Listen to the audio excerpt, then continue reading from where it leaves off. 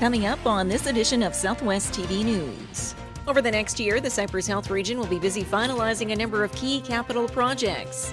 As close to 90 business representatives and other community stakeholders attended the recent State of the City address hosted by the Swift Current Chamber of Commerce, the message from the city's mayor was one of growth and prosperity for Swift Current. The mild spring temperatures have kept city crews busy over the past several days with their annual pothole maintenance program.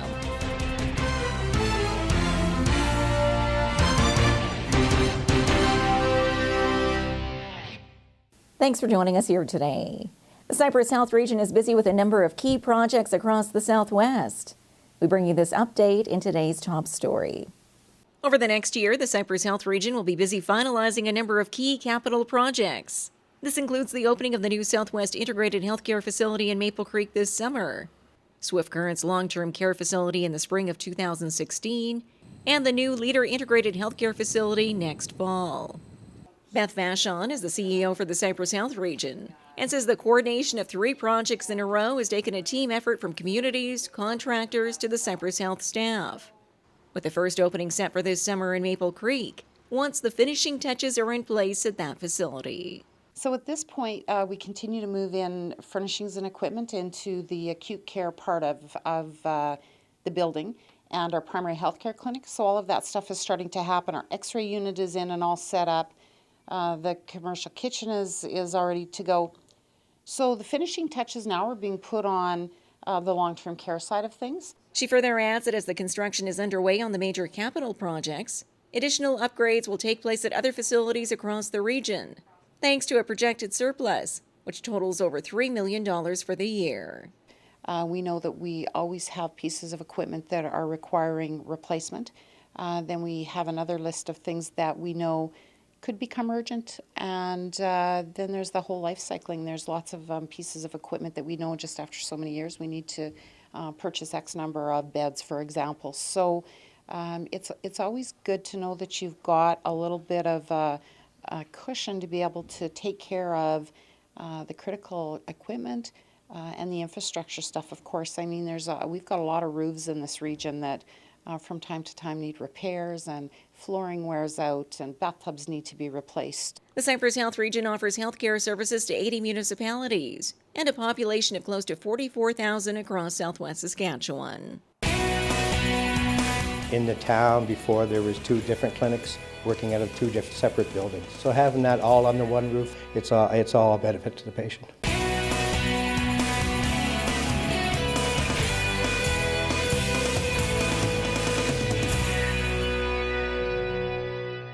The Swift Current Chamber of Commerce is expecting another positive year for the local economy. We have more in this report. As close to 90 business representatives and other community stakeholders attended the recent State of the City address hosted by the Swift Current Chamber of Commerce, the message from the city's mayor was one of growth and prosperity for Swift Current.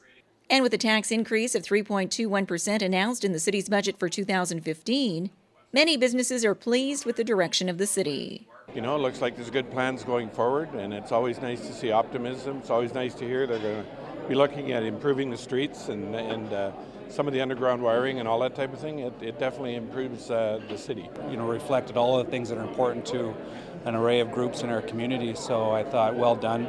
Looks like a prudent budget, you know, nothing where we're looking at any kind of deficits or anything like that. So pretty excited about 2015. The Swift Current Chamber of Commerce is also optimistic for the coming year, with a 20% increase in its membership on the books for 2014.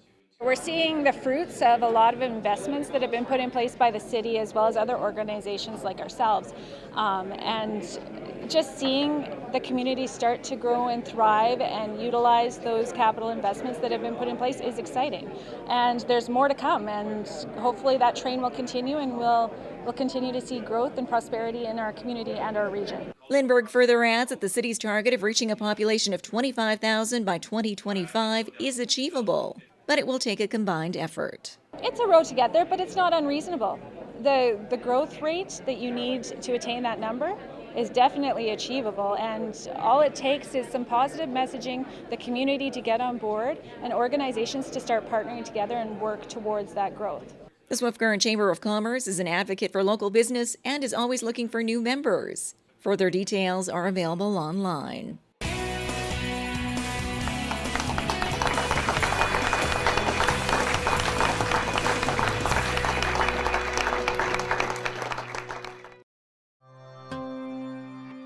have a family of 5, myself, immediate family of 5, and my whole family has put health and vitality #1 priority. We knew we've always been sort of a family that has been relatively fit and involved in exercise, but a lot of the times we also recognized we were missing a little bit of the vitality, a little bit of the energy, and so we were looking for solutions. My wife has had some ailments with thyroid issues. My son's had some concussion issues. We all recognized we needed a product. We were looking for ways to improve our vitality, to improve a way to nourish our body better. And so we did. We looked and we found and utilized, or now utilizing this product, Kyani. The product is starting to work so well for ourselves that others in our family, my wife's mom and dad, Bert and Gina, started to recognize the value of the product as well, and they are now users of the product and has also become distributors of the product.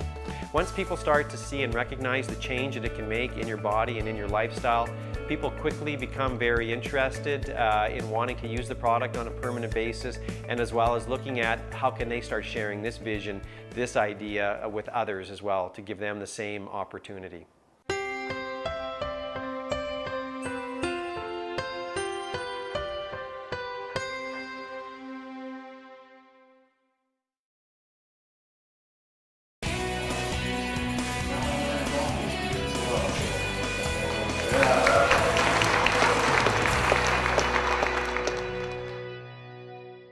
Spring is here, and so are the potholes, with city crews ready to tackle the task at hand.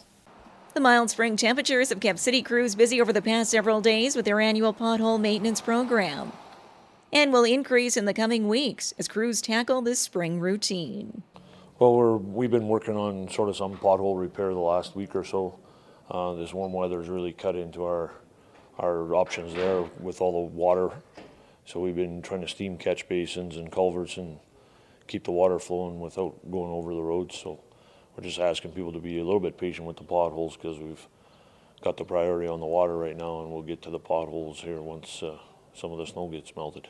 And as the temperatures continue to improve, the annual street sweeping program will also be out in full force to clear away the sand and other debris accumulated over the winter season.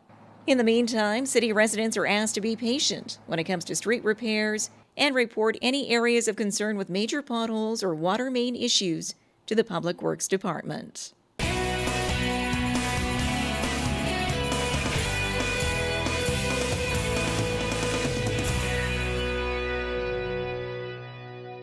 Well, this brings to a close another episode of Southwest TV News, reporting the stories that matter to you. We always welcome your news tips.